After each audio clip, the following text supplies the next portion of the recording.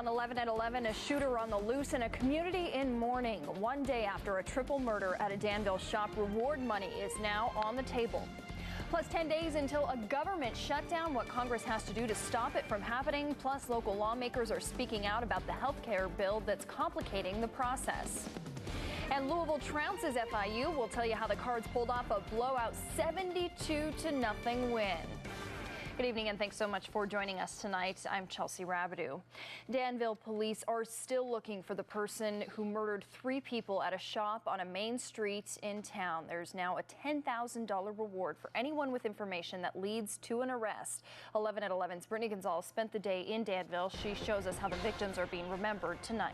All day, community members stopped by the pawn shop, leaving flowers and notes for these 3 victims. Many just stood in front of the shop in complete silence. One man even told me heaven got new angels too soon. A growing memorial and growing heartache here at ABC Gold Pawn Shop. Dozens stopped by to whisper a few words. Just to tell them to rest in peace. This door now boarded up, but a clear sign of the horror that took place inside. The owners and a customer, 60-year-old Daniel Smith, gunned down as the day just started. Just just trying to live, day to day. And then something happens like this, a tragedy like that. Now there's a $10,000 reward to catch the killer. I hope they hang you by your eyeballs. I really, truly do. I have no remorse for some scum like you. Friends say Mike and Angela Hawkins-Smith opened the pawn shop about a year ago. Their 2 children were inside the shop when shots rang out. Their 9-year-old son dialed 911 and he grabbed his baby sister, taking her to a different room. Tonight he's being called a hero. It's going to be a horrible, life for him. I feel sorry for the babies. A youth pastor here at Mitchellsburg Baptist Church, Mike Hawkins-Smith, and his wife Angela, friends describe them as devoted to their faith and devoted to their community. Police believe the shooting was a botched robbery, but are unable to say what the suspect took, if anything. And they don't have any surveillance video of inside the store to help them with this investigation. The suspect is described as a heavy-set white male in his 40s to 50s. Police say he may have been wearing a camo jacket. Anyone with information is asked to call Danville Police. And a memorial fund has been set up to help pay for funeral costs for the Hawkins-Smiths. Donations can be made to any PNC bank. And their children were unharmed and they're staying with their grandparents. Brittany Gonzalez, 11 at 11. A suspect is still at large after 2 people were shot at a shopping center along Bardstown Road last night. A witness told us 5 shots rang out behind the Buckhead Mountain Grill at the Gardner Lane Shopping Center. 2 men were hit, one in the stomach, the other in the back. Both are expected to be okay. Police tell us there are 2 male suspects. They were seen driving a dark, older SUV. If you have any information, you're asked to call 574-LMPD. An Indianapolis community is in mourning 1 day after a police officer is shot and killed in the line of duty. Please continue to hold our men and women up in your thoughts and prayers and never forget. Never forget Rod Bradway and the Bradway family. A vigil yesterday paid tribute to 41-year-old Rod Bradway, who was killed early Friday morning while responding to a domestic disturbance call. He was shot in the head and chest while trying to force his way into an apartment building to help a screaming woman. The alleged shooter was later killed. Bradway's funeral will be next Thursday. He'll be buried at the Heroes of Public Safety section of Crown Hill Cemetery following a flag ceremony. Bradway is survived by a wife and 2 children. And now we're checking in on the forecast with meteorologist Kristen Walls. Kristen, fall starts tomorrow, and it couldn't look any better for now. Yeah, we're looking at lots of sunshine as we head into the day tomorrow. In Futurecast in just a few minutes. All right, thank you so much, Kristen. Local lawmakers are voicing their opinions ahead of a government shutdown that's looming in just 10 days. The sticking point here, President Barack Obama's Affordable Care Act. Republicans voted to defund it in a bill that would keep the government running after September 30th, but the bill has no chance of passing in the democratically controlled Senate. If a compromise is not reached, it could deal a devastating blow to the American economy. While speaking to Michigan Republicans today, Kentucky Senator Rand Paul said the health care law likely cannot be defeated and that there's little that he or other congressional Republicans can do to stop it. Meantime, Kentucky Congressman John Yarmuth says there's no point in trying to keep the law from taking effect. People of Kentucky understand that the protections in the Affordable Care Act are very important to them, and the law's been in effect for over 3 years now. Millions of Americans, hundreds of thousands of Kentuckians have benefited, so I don't think there's any point in delaying any further implementation. According to recent polls, a majority of Americans are against the health care reform law, which requires all Americans to buy health insurance. To avoid a government shutdown, Congress must pass a temporary spending bill before October 1st, with or without the health care delay. A second state lawmaker has quit on the heels of ethics complaints. The director of Kentucky's Legislative Research Commission, Bobby Sherman, resigned yesterday. The two women who filed sexual harassment complaints against former Representative John Arnold worked under Sherman, and they say that he tried to brush the situation under the rug. The women's lawyer, Thomas Clay, told WHAS 11 that he believes Sherman resigned so he would not have to answer questions about the LRC's knowledge of Arnold's misconduct. Clay describes the allegations against Arnold as widely known, but mostly kept secret. I have personal knowledge from having talked to other women who were subjected to his unwanted advances and improper touching and improper comments that this was a widespread problem that was well known throughout LRC. Daily basis. Clay says the problem, in fact, goes well beyond Arnold. He's compiling complaints from other LRC staffers, lobbyists, and even interns against several other elected officials. In one case, a staffer who spoke up about an official's inappropriate comments to an intern experienced retaliation. Clay is hoping to bring more litigation on this matter within the next few weeks. Arnold resigned from his position last Friday. Clark County Sheriff's Major Chuck Adams is set to suspend his 2014 campaign to become sheriff. The News and Tribune is reporting that this comes after a major donor accused Adams of offering him a $70,000 per year no-show job if he won the seat. Larry Brooks recorded Adams during a conversation where they discussed the deal last year. Adams denied the allegations to the News and Tribune. He has not yet responded to WHAS 11's request for comment. New tonight, another lawsuit has been filed against the online retailer Amazon by employees who say they should get paid for off-the-clock security checks. This latest case in Nashville comes after two similar suits were filed in federal court right here in Louisville. There's an Amazon fulfillment center just across the river in Jeffersonville. The employees are saying they're not paid for the time it takes for them to pass through security checks before and after their shifts. The screenings last 20 to 30 minutes and all take place off the clock. An appeals court in Nevada ruled on a similar suit. The judges there said Amazon did have to pay workers for those security checks. All lanes of traffic are back open on Melwood Avenue after some closures earlier today for crews to install flood walls. MSD spent the day working on federally mandated maintenance of the Louisville and Jefferson County flood protection system. It took place over the course of several hours next to the Beargrass Creek flood pumping station. The closure wrapped up earlier this evening around 7 o'clock.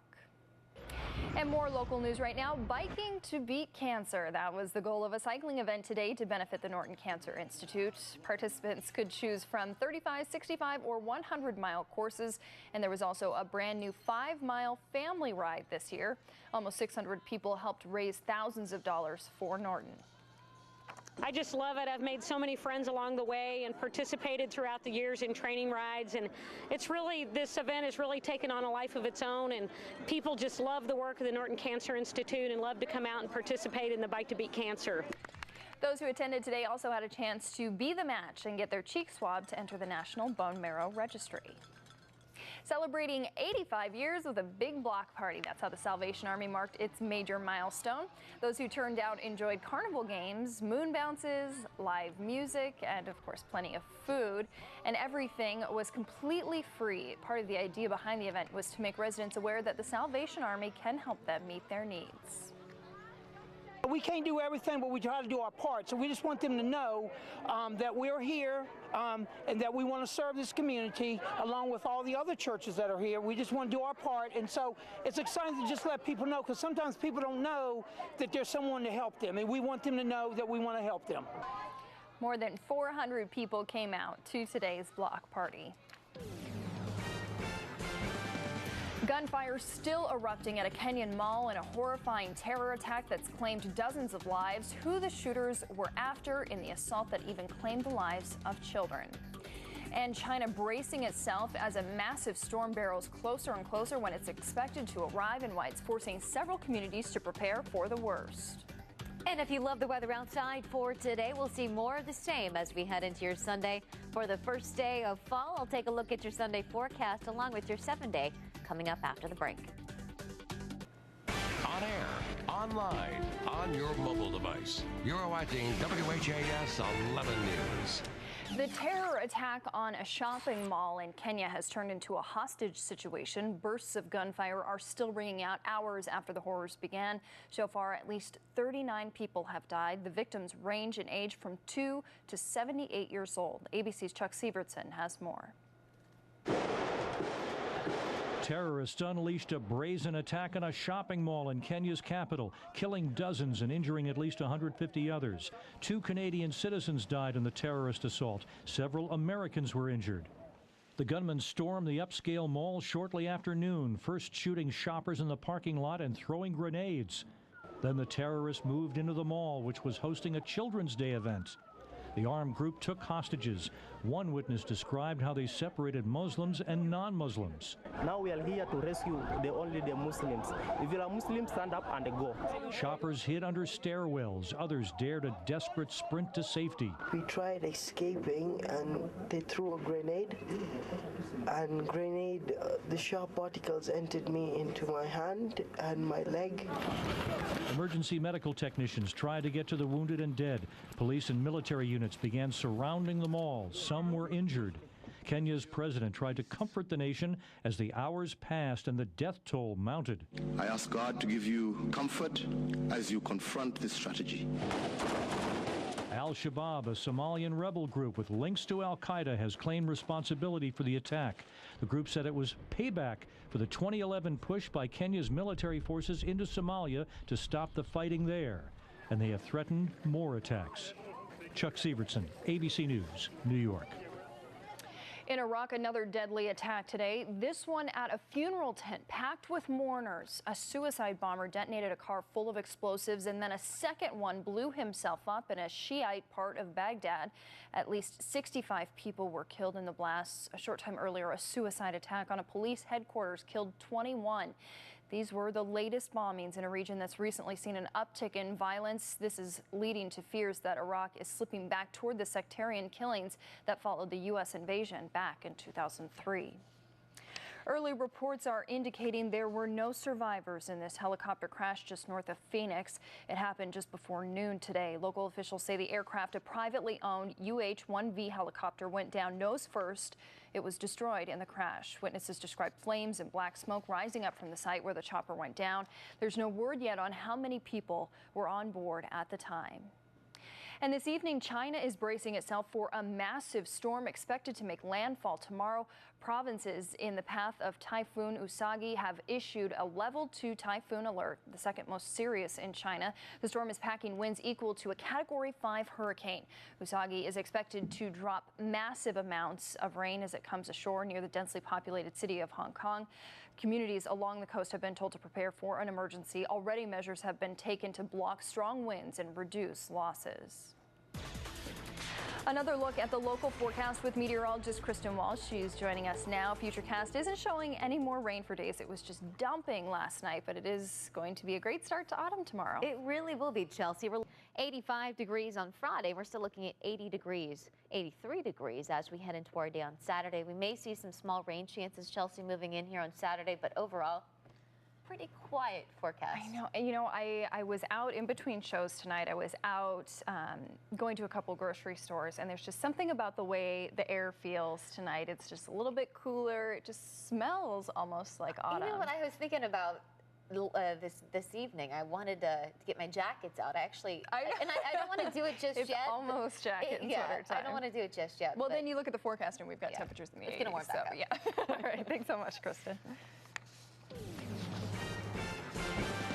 The Cards crushed FIU by 72 points today, what Charlie Strong did Friday that may have led to the big win. And Kentucky's chance for an upset over Florida may have gotten better, and the Cats didn't even play. Adam Lefkoe will explain next in sports.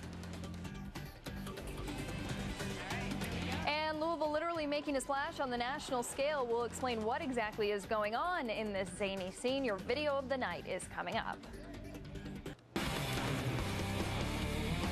With their dominating win today, Charlie Strong has now won 29 games as the head coach of the Louisville Cardinals. They fall 4-2. They are now a game back in that NL wild card race.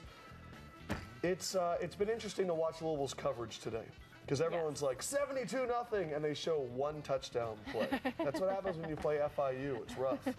It was just, I mean, the score is just unbelievable. They take on Temple next week. Temple 0-3. First game, though, in the AAC, so it's the first and last conference game for Louisville as they move on to the ACC. But again, we're going to have to ask Charlie, how do you get your guys motivated? Right.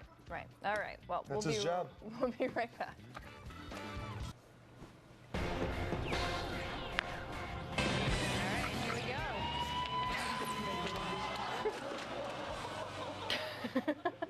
In our video of the night, this was our city's contribution to today's National Red Bull Flutog competition. The goal, construct a massive flying machine, then push it off a platform and see how far it goes before it falls into the cold waters below. As you can see, the Louisville team, called New to Flug, constructed this massive device in the form of a Pegasus as an homage to the Kentucky Derby. It was piloted by a jockey. As you can see, did not. They apparently did not practice the pushing. Got embarrassingly far when it fell into the water. It's embarrassing for everybody. Come on. I haven't yet to see anybody I think like fly. The whole point of the thing is to be to be as embarrassing as possible. But so I mean, maybe that was on purpose. Maybe so. Maybe it's the supposed joke's to be on us. Exactly. One last check of the weather for tomorrow. It's going to be a nice day for first start to the fall day. We're looking at lots of sunshine with temperatures in the low 70s. All right. Thanks so much. We'll see you back here tomorrow.